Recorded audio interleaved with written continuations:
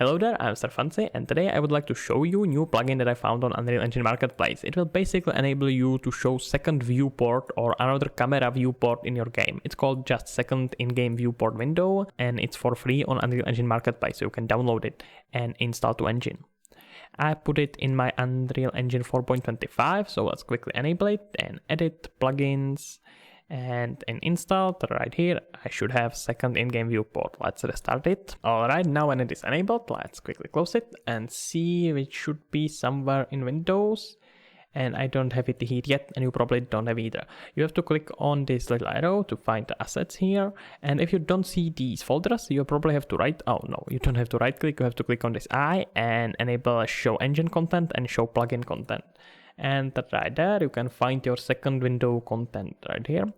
And after that, what you will do is to right click on your second screen blueprint that you can find here and enable run editor utility widget, and that will enable it. Now if you close it, you should be able to find it in Windows and editor utility widgets. Open it and here you go. Click on play and you can see that I'm in the game. Everything is cool. Let's click on this and you can click on place camera to player location. So right now it will put your camera to location of your player, which is basically where you see your camera.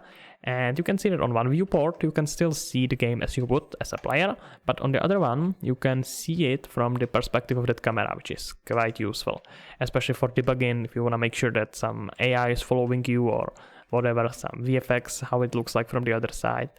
And if I want to move camera somewhere else, let's go for example here, click again on our second screen and switch it to player to camera location again, and I can see that, etc, etc. Pretty simple but pretty cool and can be pretty handy. I hope that this quick tip was helpful for you, and that's about it. No ads in this video, I'm afraid, too short. Anyway, that's about it. Fancy out.